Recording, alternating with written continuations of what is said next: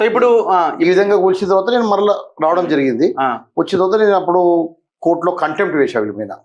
Contempt వేస్తే అక్కడ high court ఏం చెప్పిందంటే, ఇక్కడ అసలు పోలీసు వాళ్ళు ఎందుకు వచ్చారు, జిహెచ్ఎంసీ వాళ్ళు అందరినీ కంటెంప్ట్ లో తీసుకుని ఓనర్స్ కూడా కంటెంప్ట్ లో ఇంప్లీట్ చేసింది. ఆ కేసు హైకోర్టులో పెండింగ్ ఉంది, లోయర్ కోర్టులో అన్ని కేసులు పెండింగ్ ఉన్నాయి. అన్ని ఉండగా కంటెంప్ట్ కూడా పెండింగ్ ఉంది. అన్ని ఉన్న తర్వాత ఈ విధంగా చేసి పెట్టారు. అంటే నేను వచ్చి మరలా వ్యాపారం చేసుకోవద్దనే ఉద్దేశంతో మొత్తం ఈ విధంగా చేసి పెట్టారు. ఈ విధంగా చేసి పెట్టినప్పుడు నేను కోర్టుకు వెళ్ళి మళ్ళీ నేను పర్మిషన్ తీసుకుంటున్నా, ఇట్లా ఇట్లా చేశారండి నేను లేనప్పుడు అని చెప్తే కోర్టు నాకు ఎక్కడ పర్మిషన్ ఇస్తుంది అని చెప్పి మళ్ళీ దీనిలో ఏం చేశారంటే ఈ స్ట్రక్చర్ ని మొత్తము రాత్రికి రాత్రి డిస్మెంటల్ చేసేసి. అండ్ ఇంకొకటి ఇందులో ఉన్న సామాన్ ఏమైంది మీ దగ్గర తీసుకుపోయారా? ఇట్లేదండి, మొత్తం 2022 నవంబర్ అదే డిస్మెంటల్ చేసిన రోజు ఈ విధంగా షేప్ చేశారు. ఇప్పుడు చేశారు కదా, అక్కడ 25 కోట్ల రూపాయల సామాగ్రి ఉండే రాత్రి. అంటే నా ఫ్రిడ్జ్లు, ఏసీలు, టీవీలు మొత్తం హోటల్ సంబంధించిన క్రాకరీ, కట్లరీ మొత్తం ఉండే. మేము ఇప్పుడు ఈ రోజు ఉన్న కోర్టు నాంపల్లి కోర్టులో చేసిన అప్లికేషన్ అదండి. మేము కోర్టుకి ఏం చెప్పినామంటే, నేను లేనప్పుడు ఈ విధంగా అక్రమంగా డే రాబరీ చేసి దొంగతనం చేశారు, మొత్తం నా సామాన్ అంతా తీసుకెళ్లారు 20 లారీలతో. సో ఇవాళ దగ్గుబాటి సురేష్ బాబు అండ్ వెంకటేష్ హాజరవ్వాల్సిన ఇదే కేసు హాజరు కావాల్సిండే. హాజరు కావాల్సి ఉన్నది అంటే కూడా హాజరు కాకుండా ఒక 1.5 year నుంచి కాలయాపన చేస్తున్నారు. ఆల్రెడీ కోర్టు వేసినప్పుడు కోర్టులో మేము అప్పుడు పోలీసు వాళ్ళు అక్కడ ఉన్న గవర్నమెంట్ లో పోలీసు వాళ్ళతో న్యాయం జరగదని చెప్పి కోర్టునే కాగ్నియం తీసుకున్నారు. సో కోర్టు విచారిస్తుంది. కోర్టులో ఆల్రెడీ కాగ్నియం తీసుకుని తెలిసిన తర్వాత కూడా కోర్టులో తెలిసిన తర్వాత కూడా మళ్ళీ రాత్రి పూట వచ్చి మొత్తం ఉన్న నేను అక్కడే ఉంటానండి. మరి నేను నైట్ ఇంటికి వెళ్తా కదా, మా రోజు వాచ్మెన్ రాకపోయేసరికి మొత్తం రాత్రి డిస్పెటల్ చేసేసింది, ఉన్న బిల్డింగ్ డిస్పెటల్ చేసేసింది. అప్పుడు వెళ్ళి నేను మరలా ఇంకొక కంప్లైంట్ చేయడం జరిగింది, ఫిల్మ్ నగర్ PS లో కంప్లైంట్ జరిగింది. దానికి సంబంధించి కాగ్నియన్స్ కోర్టుకి తీసుకోవడం కాకుండా ఇంకొక కాగ్నియన్స్ ఏమో నా వస్తువులు మొత్తం దొంగతనం అయ్యాయి, ఇల్లీగల్ పొజిషన్ తీసుకున్నా అని చెప్పి ఇచ్చాను. ఇంకొకటి ఏంటంటే, మొన్న మరలా మొత్తం హోటల్ డిస్పెంటల్ చేశారు, నేను ఉండగానే అక్కడే అని చెప్పి అది పోలీస్ స్టేషన్ లో ఇచ్చారండి. పోలీస్ స్టేషన్ లో ఒక 1 year వరకు చేయలేదు. కమిషనర్ గారిని, డీజీపీ గారిని అందరికి కలవడం, చార్జ్ షీట్ లాంటిది ఏమన్నా వేసిర్రా? అసలు కంప్లైంట్ రిజిస్టర్ చేయలేదు. మళ్ళీ నేను 2025లో జనవరిలో మళ్ళా కోర్టుకి ఇదే విషయం చెప్తే అప్పుడు కోర్టు సీరియస్ అయ్యి పోలీస్ కు డైరెక్షన్ ఇచ్చింది, ఏమని ఈ కేసు రిజిస్టర్ చేయండి అని చెప్పి. అప్పుడు మొన్న 25 జనవరిలో కేసు రిజిస్టర్ చేయండి. ఇప్పుడు అగ్రిమెంట్ ఆఫ్ సేల్ చేసినప్పుడు మీరు ఏమైనా డబ్బులు ఇచ్చిండారా? 3 కోట్ల రూపాయలు ఇచ్చారండి. 3 కోట్లు ఇచ్చారా? 3 కోట్లు ఇచ్చారు. చెక్. సో లీగలే ఇచ్చారు. చెక్ ఉందా? అవునండి, అదే అగ్రిమెంట్ మెన్షన్ చేసి ఉంటుంది. అగ్రిమెంట్ ఉంది. ఓకే. సో ఇక చూడండి, ఇది ఆఫ్టర్ 3 కోట్లు ఆయన దగ్గర ఉన్నాయి. ఇదే ఇది చూడండి మొత్తం ఎట్లా డిస్మెంటల్ చేశారు. 3 కోట్లు తీసుకొని అగ్రిమెంట్ వేరే వాళ్ళ దగ్గర 6 కోట్లు తీసుకున్నారు. మళ్ళీ ఎవరు సెకండ్ అగ్రిమెంట్? వినయ్ కుమార్ రెడ్డి. అంటే ఎందుకంటే నేను 1,80,000 కొన్నానండి, వాళ్ళు 2 లక్షలకు అమ్మారు. సో వాళ్ళ దగ్గర 6 కోట్లు తీసుకున్నారు. మీ హోటల్ ఇట్లా ఈ విధంగా ఉండేది. నేను అంత చాలా డబ్బు ఖర్చు పెట్టి చేసుకున్నాను. నేను ఈ విధంగా ఉన్న హోటల్ ని రాత్రి అసలు టోటల్ డిస్మెంటల్ చేసారు. సుమారుగా నేను ఒక 2014 నుంచి దాంట్లో డబ్బులు పెట్టుకుంటూ 25 కోట్లు సుమారుగా పెట్టారు. ఇంకా నేను కంప్లైంట్ ఇవ్వగానే వాళ్ళు వెళ్ళి సీఎం రేవంత్ రెడ్డి గారిని కలవడము, అక్కడి నుంచి ఫోన్ ఏ విధంగా ఇన్ఫ్లుయెన్స్ చేస్తున్నారో అర్థం కావట్లేదు. వాళ్ళకి ఇంకా ఉన్న బ్యాక్గ్రౌండ్ ఏంటి, ఎవరున్నారు, ఒకటే పొంగిరెడ్డి శ్రీనివాస్ గారు అంటారు. ఇప్పుడు సెకండ్ అగ్రిమెంట్ చేసిన వినయ్ కుమార్ రెడ్డి ఆర్ రామ్ రెడ్డి వీళ్ళు ఎందుకు బయటకు వస్తారు? వాళ్ళు డ్రాప్ అయిపోయారండి. అంటే ఎట్లా? వాళ్ళు మాకు వద్దు ఇంకా ఈ ప్రాపర్టీ, ఈ మీ ఇద్దరు గొడవ తెలియదు అని చెప్తే వాళ్ళ డబ్బులు వాళ్ళు తీసుకొని డ్రాప్ అయిపోయారు. 6 కోట్లు బ్యాగ్ తీసుకున్నా, మీకు తెలిసిందా? దాంట్లో 4 కోట్లు బ్యాగ్ తీసుకుని వెళ్ళిపోయారండి. దాంట్లో 3వ వ్యక్తి మళ్ళీ ఆయన కూడా కేసు వేశాడు. 3వ వ్యక్తి ఆయన డ్రాప్ కాలేదు. అట్లెట్లయితుంది, నేను కొనుక్కున్నాను, నాకే కావాలి ప్రాపర్టీని అతడు ఒక కేసు వేశాడు. ఇప్పుడు అతడితో కేసు నడుస్తుంది, మాతో కేసు నడుస్తుంది. ఇద్దరితో కేసు నడుస్తుండగా తన కొడుకు పేరు మీద భయపడ్డా ఏమవుతుంది అన్నట్టుగా అంటే యాక్చువల్గా ఏంటంటే మాధవి అనే హీరోయిన్ ఉందండి, ఆ అమ్మాయి ఆమె ప్రాపర్టీ ఇది. ఏది ఈ ప్రాపర్టీ ఎవరిది? సురేష్ బాబు గారిది. సో అక్కడ ఏంటి సంబంధం అంటే ఆమె దగ్గర నుంచి కొనుక్కున్నారు వీళ్ళు. సురేష్ బాబు కొనుక్కున్నారు 2014లో. రికార్డ్స్ లోంచి వెళ్ళిపోతుంది కదా? వెళ్ళిపోతుంది. అంటే ఆమె యాక్చువల్గా సేల్ డీడ్ ఓనర్. ఆమె సేల్ డీడ్. ఈయన అక్కడ రిజిస్ట్రేషన్ ఫీజులు కట్టొద్దు, అదే రిజిస్ట్రేషన్ డబ్బులు ఎక్కువ కట్టాల్సి కదండి, దానికి కక్కుర్తి పడి ఏజీపీ చేసుకున్నాడు. అది ఏ ఎవరు మాధవి దగ్గర నుంచి AGP చేసుకున్నాడు. ఏజీపీ చేసుకున్నాడు. అది ఏమవుతుందంటే యాజ్ పర్ రూల్ ప్రకారం ఏజీపీ చేసుకున్నప్పుడు దాంట్లో 2 ఉన్నాయి. ఒకటి ఫిల్మర్ సొసైటీలో ఒక హీరోకు కానీ ఒక ఆర్టిస్ట్ కానీ ఒకటే ప్రాపర్టీ ఉండాలి, అదొక రీజను. ఇంకోటి ఏంటంటే ఈ అగ్రిమెంట్ ఆఫ్ షేర్ ఏజీపీ ఉంది కదా, అది ఒకవేళ అంటే ఈ సురేష్ బాబు గారు కానీ మాధవ్ గారు కానీ ఎవరైనా ఏదైనా జరిగితే అప్పుడు అది నల్ అండ్ వైడ్ అవుతుంది ఆ ట్రాన్సాక్షన్. సో ఆ గాబరతో కొడుకు పేరు మీద తొందర రిజైన్ చేశాడు. కానీ అక్కడ మరి కోర్టు ఆర్డర్ ఉంది కదా, కోర్టు ఆర్డర్ ధిక్కరిస్తున్నాం అని చెప్పి లేకుండా చేసేశారు. సో అప్పుడు కోర్టు ఏం చేసిందంటే రానాను కూడా ఈ కేసులో ఇంప్లీడ్ చేసింది.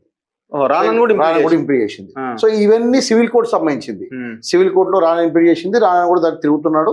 రానా కూడా 2 సార్లు కోర్టుకు వచ్చేటప్పుడు 2021లో, తర్వాత 22లో మొత్తం డిస్మెంటల్ చేశారండి.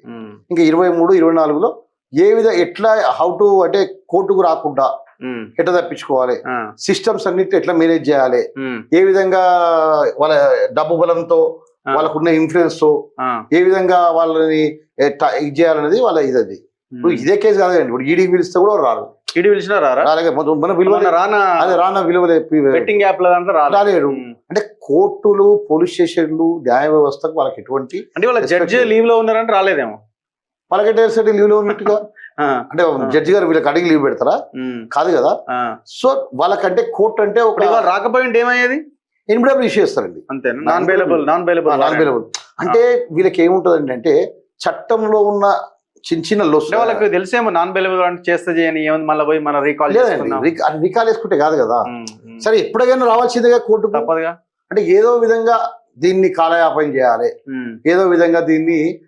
ఇంకోటి అండి, ఇంత చేశారా, ఇప్పటికి కూడా అన్ని కోర్టు ఆర్డర్లు ఉన్నాయి. నాట్ టు ఎలినేట్ ఇప్పటికి ఉంది, నాట్ టు ఇంటర్ఫియర్ ఇప్పటికి ఉంది, మీరు చూశారు. ఇవన్నీ ఉండగా మరలా మా జిహెచ్ఎంసీకి వెళ్ళి వెంకటేష్ గారు, రానా గారు ఇద్దరు కలిసి పర్మిషన్ తీసుకున్నారండి. అప్లై చేసి పర్మిషన్ తీసుకున్నారు. పర్మిషన్ తీసుకొని మళ్ళీ కొత్త హోటల్ పెట్టుకొని వేరే వాళ్ళకి లీజుకి ఇచ్చారు. మళ్ళీ ఇంకొకటి విషయం దీంట్లో మళ్ళీ కొత్తగా వాళ్ళదే అంటే కథా కాఫీ షాప్ అని వాళ్ళ రానా వాళ్ళ ఫ్రెండ్దే, వాడికి ఇంటర్నల్ గా అంటే ఒకటేమో రానా పేరు మీద ఇంటర్నల్ ట్రాన్సాక్షన్ అంటారు, అది కూడా. ఇంకోటి వాళ్ళ ఫ్రెండ్ ఎవరు రారు కదా బయట వాళ్ళు, వాళ్ళ రానా వాళ్ళ ఫ్రెండ్ కథా కాఫీ షాప్ అని ఉంది, వాళ్ళకి లీజ్ ఇచ్చారు. లీజ్ ఇచ్చి కొత్త పర్మిషన్ తీసుకొని కొత్త హోటల్ పెడదామంటున్నారు. అంటే ఇక్కడ ఈ ఇష్యూ తెగలేదు, ఈ ఇష్యూ ఇలానే ఉంది, అగ్రిమెంట్ ఉంది, లీజ్ ఉంది, అన్ని ఉండగా కొత్త వాళ్ళకు మళ్ళీ వెళ్ళి కొత్తగా తీసుకుంటున్నారు. సో ఎట్లా మరి ఇది ఇప్పుడు 7 దాకా తెగే లేదండి. ఇప్పుడు హైకోర్టులో ఆల్రెడీ ఉంది. హైకోర్టు కంటెంప్ట్ ఉంది. హైకోర్టులో కంటెంప్ట్ లో కూడా వాళ్ళకి శిక్ష పడుతుంది. అండ్ లోయర్ కోర్టులో కూడా చాలా ఉన్నాయి, కంటెంప్ట్స్ ఉన్నాయి, తర్వాత క్రిమినల్ కేసులు ఉన్నాయి. సో ఎప్పటికైనా కూడా తప్పు జరిగిందండి, తప్పు చేసిర్రు వాళ్ళు, లిటరల్ తప్పు చేసిర్రు. అందుకే ఈ రోజు కూడా ఒక్క రోజు కూడా మీడియా వస్తలేడా? కాంప్రమైజ్ రావడానికి ఏముందండి, వాళ్ళు నేను కాంప్రమైజ్ ఏమడుగుతున్నారు ఇంతకీ? నేనేమంటున్నా 3 కోట్లు రిటర్న్ అడుగుతున్నారు. 3 కోట్ల రూపాయలు రిటర్న్ చేయాల్సిందే ఏదైనా. నేనేమంటారు అంటే న్యాయంగా అగ్రిమెంట్ ఆఫ్ సేల్ చేసుకున్నా నా ప్రాపర్టీ నాకు ఏమన్నా ఫైట్ చేస్తున్నా. నేను ఎవరో ఒక పెద్ద మనిషి నాకు ఒకసారి ఏదో ఈ ఇష్యూ వచ్చినప్పుడు ఒక ఆయన చెప్పినాడు, ఫస్ట్ అగ్రిమెంట్ ఆయనే, సెకండ్ అగ్రిమెంట్ కూడా ఆయనే చేయించిండు వేరే వాళ్ళతో. ఎట్లా చేస్తామండి? నేను చేయించాను అనుకోండి, నేను చేయించాను అనుకోండి, మన ఫస్ట్ అగ్రిమెంట్ తీసుకోవాలి కదా. ఇప్పుడు కోర్టు బ్లైండ్ గా ఇవన్నీ చూడకుండా చేస్తా అంటే కేసులు కానివ్వండి, సిటీ సివిల్ కోర్టు కానివ్వండి, జడ్జిలు సెకండ్ అగ్రిమెంట్ ఆయనకే నమ్మేయాలి కదా. సరే సరే నేను చేసిన తప్ప అనుకోండి, బట్ సెకండ్ అగ్రిమెంట్ ఎందుకు ఇస్తారండి? అంటే ఎవరికి ఇవ్వరు. ఏంటి అసలు కారణం అంటే రేటు పెరిగింది మామూలుగా. ప్రాపర్టీ ఇప్పుడు మీకు అగ్రిమెంట్ చేసినప్పుడు ఆయన రేట్ మాట్లాడుకునే సంతకాలు పెట్టే మొత్తం 3 కోట్లు తీసుకొని చేసిండు. వేరే వాళ్ళకి 6 కోట్లకు చేసిండు. వాళ్ళకి ఇవ్వను, నాకు ఇవ్వను, ఎవరికి ఇవ్వను, నా కొడుక్కి ఇస్తానని చెప్పి కొడుక్కి ఇచ్చాడు. ఆయనకి ఏముంటది అంటే ఎన్నైనా అగ్రిమెంట్లు చేస్తా, నా కొడుకు సేల్ చేస్తా, ఏంటంటే నా ప్రాపర్టీ నా ఇష్టమైన ఒక మొండి దూరంలో మాట్లాడతారండి. ఇప్పుడు నేను అనుకోవడం సురేష్ బాబు మీద అయితే చాలా బ్యాడ్ నేమ్ ఉంది, దొంగ అంటారు, రకరకాల కబ్జాలు, ఆ గోపన్పల్లి వ్యవహారం అంతా ఆయనది ఉన్నది. ఇండస్ట్రీలో కూడా ఆయనకేం గొప్ప పేరు ఏం లేదు, అలా తండ్రి లెక్కనో ఇంకోరు లెక్కనో. మరి వెంకటేష్కి ఏమైంది, ఆయనకేం సోయలేదా? అంటే వెంకటేష్ అన్న మాట కాదన్నాడు, వాళ్ళకున్న అనుబంధంలో అట్లాంటిది. నేను అదే కూడా చెప్పా కూడా. ఇప్పుడు శిక్ష పడ్డప్పుడు నేను మా బ్రదర్, నా వెంకటేష్ గారి బ్రదర్ గా సూర్యబాబు గారిని తీసుకెళ్లారు కదండి. జైలుకి వెళ్ళినప్పుడు ఎవరి కేసు వాళ్ళదే కదా, ఎవరి ప్రాపర్టీ వాళ్ళదే కదా, ఎవరి కేసు వాళ్ళదే అన్నప్పుడు సురేష్ బాబు అనేటాడు ఎట్లాగో మీరు అన్నట్టు ఇది బ్యాడ్ నేమ్ ఉంది. కానీ వెంకటేష్ ఆలోచించాలి. వెంకటేష్ దీనిపైన అరే రేపు పొద్దున ఇంత 65 years ఉంది, నాకు ఇంత పెద్ద ఉంది, ఇంత తప్పుడు పని చేసామని తెలుసు వాళ్ళకు. ఇందుకే ఇంతవరకు అండి ఒక్క రోజు కూడా ఎన్నిసార్లు వచ్చి ఇంటర్వ్యూలు ఇచ్చారు, ఒక్కరోజు ఒక ఇంటర్వ్యూ ఇవ్వరు, ఒక్కరోజు ఒకరు మాట్లాడేది ఛాన్స్ లేదు. ఛానల్ కూడా ఒకరు మాట్లాడింది లేదుగా. ఎందుకు చెప్పాలి ఇప్పుడు అగ్రిమెంట్ ఎందుకు చేసినావా అంటే మళ్ళీ దానికి ఆన్సర్ ఉండదు. ఎందుకు ఉంటుంది అగ్రిమెంట్ ఎందుకు చేసి ఎందుకు కూలగొట్టారండి? ఇదా పోలీసు వాళ్ళు అందరూ ఉండగా మిట్ట మధ్యాహ్నము ఎందుకు కూలగొట్టారని చెప్పండి. కొట్టాడు ఎందుకు కూలగొడతారు వాళ్ళు? దీని గురించి ఏం సమాధానం చెప్తారండి వాళ్ళు? చెప్పలేరు. కోర్టుకు రేపు పొద్దున కోర్టుకైనా వచ్చి కోర్టు అడుగుతుంది కాబట్టి కోర్టుకు రాకుండా అవాయిడ్ చేస్తుంది. ఎన్ని రోజులు అవాయిడ్ చేస్తారండి? న్యాయ వ్యవస్థలో ఉన్న ముసుగు ఏదో కొన్ని తీసుకొని. ఇప్పుడు మీరు అది కూలగొట్టినప్పుడు లేరా? నేను లేరు కదా, జైలు ఉన్నారు. ఆ కేసులో తీసుకెళ్ళారు, ఎమ్మెల్యేల కొనుగోలు కేసు. దాంట్లో ఉన్నప్పుడు ఇది చేశారు. ఇప్పుడు దాంట్లో ఉన్నప్పుడు కూడా దీని గురించి మాట్లాడుంటారు మీరు జైలు ఉన్నప్పుడు. దాంట్లో ఉన్నప్పుడు అంటే ఇది యాక్చువల్ దీనికి ఈ డిస్పెంటల్ కారణం ఏదంటే, ఎందుకంటే 2014 నుంచి నేను ప్రాపర్టీలో ఉన్నానండి. 18లో నాకు వాళ్ళకి డిస్ప్యూట్ స్టార్ట్ అయింది. 22లోనే ఎందుకు చేశారంటే అక్కడ అప్పుడున్న కేసీఆర్ గారు కేటీఆర్ గారు వీళ్ళని పిలిచారంట. పిలిచి ఏంటి మరి నందు ఇట్లా మా కేసులో ఇట్లా ఉంది, మాకు అప్రూవ్గా మాడమంటే మాడతలేరు, సో ఆయనకి ఇక్కడ ఈ ప్రాపర్టీలో మీకు వాళ్ళకి డిస్ప్యూట్స్ ఉన్నాయంటే వారు అవునండి అని చెప్పి వారు చెప్పినప్పుడు వాళ్ళకి చెప్పాలి కదా, కేసీఆర్ కానీ కేటీఆర్ కానీ ఇంకెవరికన్నా మరి ఈ విధంగా ఉందని చెప్పకుండా ఆ డిస్పెంటల్ చెప్పడం మొదలుపెట్టారు. దారికి వస్తాడు అనుకున్నారు. సరే దేని దానికే కదండి. దీనికి అసలు సురేష్ బాబు వెంకటేష్ అనే వారికి ఎమ్మెల్యే పోస్టుకి ఏం సంబంధం ఉంటుందండి? సరే ఉండొచ్చు, వాళ్ళు గవర్నమెంట్ లో ఉండొచ్చు, పిలిచిండొచ్చు, వీళ్ళు ఆలోచించాలి కదా కనీసం మేము ఏం చేస్తున్నాము, తప్పు చేస్తున్నామా లేదా. ఓ సెలబ్రిటీ కదా, ఈగో హర్ట్ అవుతుంది. ఈయనకి ఎందుకు, ఈయనతో ఎందుకు కాంప్రమైజ్ అవ్వాలి? ఈగో ఏముంటాయండి వాళ్ళకు? వాళ్ళు ఓన్లీ డబ్బులు అంతే. ఈగోలు ఏం లేదు. ఈరోజు ఇప్పుడు 150 కోట్ల ప్రాపర్టీ నాకు 36 కోట్లకు అమ్మారు, 70-80 కోట్లు ఎక్కువ వస్తున్నాయి. ప్రాపర్టీ కడితే 300-400 కోట్లు వస్తాయి. నందుకు ఎందుకు ఇవ్వాలి? కడితే ఎక్కడ 100 కోట్లు ఇంకా ఎక్కువ వస్తుంది. మొత్తం కడితే 1000 కోట్ల వరకు వస్తుంది. సో ఈ 1000 కోట్ల హాఫ్ ఎకర్, సో ఈ 1000 కోట్ల స్కెచ్ లో ఎందుకు ఇవ్వాలి నందుకు అనే ఒక పిచ్చి ఆలోచనతో ఉన్నారు. ప్రాపర్టీలు మనం కూడా ఉంటామండి, కొంత రేట్ పెడితే తగ్గుతుంది. సో వాళ్ళకి అమ్మిన తర్వాత ఇంకేముంటుంది చెప్పండి? ఈ విధంగా అక్రమంగా డిస్పెండల్ చేయించేసి అక్రమంగా తీసుకున్నారు. అది ఏ రోజైనా వాళ్ళకి భూమే కావాలి మనం అంతే. ఎందుకంటే మన రైట్స్ కదా, అగ్రిమెంట్ ప్రకారం మీరు మిగతా డబ్బు చెల్లించి నేను తీసుకుంటా సరే. కానీ భూమి ఇవ్వంటే భూమి వేరు, మాకు ఇంత నష్టం జరిగింది, నష్టపరిహారం ఇవ్వంటే నష్టపరిహారం ఇయ్యరు. మేము నష్టపరిహారం ఇవ్వము, భూమి ఇవ్వము, మాకు అన్ని విధాలుగా ఇన్ఫ్లుయెన్స్ ఉంది, పొలిటికల్ ఇన్ఫ్లుయెన్స్ ఉంది, మాకు అన్ని విధాలుగా ఏ వ్యవస్థనైనా మేము మేనేజ్ చేయగలుగుతామనే ఒక అహంకారంలో ఉన్నారు. పెద్ద పెద్ద వాళ్ళే పోయారండి వీళ్ళంతా. అంతేనా? అందరూ అమ్ముడు పోతారండి, అందరూ అమ్ముడు పోయి దొరుకుతారు వాళ్ళకు. మేము ఏదన్నా మేనేజ్ చేయగలుగుతాము అనే ఒక గట్టి పిచ్చి నమ్మకంతో ఉన్నాం. ఓకే, ఇది అసలు కేసు యాక్చువల్గా. సో ఈ రకంగా 2 అగ్రిమెంట్లు చేసి కొడుకు అమ్ముకున్నారు. దాంట్లో ఆ ట్యాక్స్లు ఎగ్గొట్టడానికి ఇంకొకరి పేరు మీద ఉన్నదాన్ని ఏజీపీఏ చేసుకొని ఇట్లా రకరకాలుగా ఇలా మొత్తం భూముల దందానే ఉంటుంది. కానీ ఇక్కడ పాయింట్ ఏంటంటే హీరో వెంకటేష్ అన్న ట్రాప్లో పడి అన్న కబంధ హస్తాల్లో ఉండి తను కూడా ఇరికిపోతున్నాడు.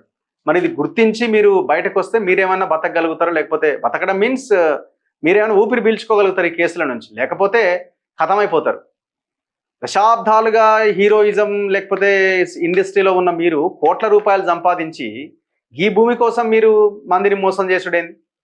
ఇది ఒకటే మోసం కాదు, ఇలాది బ్రదర్స్ది ఇక్కడే మోసం కాదు. ఈ ఫ్యామిలీ అంతా గోపనపల్లిలో పేద ప్రజలను మోసం చేసింది. అగ్రికల్చర్ లేఅవుట్ అయిన దాన్ని మళ్ళీ అగ్రికల్చర్ కింద మార్చి భూములు కొట్టేసారు. మొత్తం బ్లూ షీట్లు నాటిరు దొంగలంతా కలిసి. సో ఏనాటికైనా ఈ కేసు తీవ్రతని బట్టి మనం ఆలోచిస్తే ఎప్పటికైనా మీరు దిగిరాక తప్పదు. మీరు ఇది ఆయనతో కాంప్రమైజ్ అవుతారా, ఏం చేస్తారో మాకు తెలియదు. కానీ అల్టిమేట్గా ఆయనతో కాంప్రమైజ్ అవ్వడమా, లేకపోతే ఆయనని బుజ్జగించడమా, లేకపోతే ఆయనకి ల్యాండ్ ఇవ్వడమా, ఏదో ఒకటి చేసి మీరు ఈ కేసుల నుంచి బయటపడగలుగుతారు తప్ప అంతకుమించి ఏమీ చేయడానికి అవకాశం లేదు. ఎందుకంటే అంత లీగల్ డాక్యుమెంట్స్ ఉన్నాయి. చూద్దాం మరి ఏం చేస్తారనేది. Thank you very much Nandakumar గారు. చూస్తూనే ఉండండి మన తొలి వెలుగు.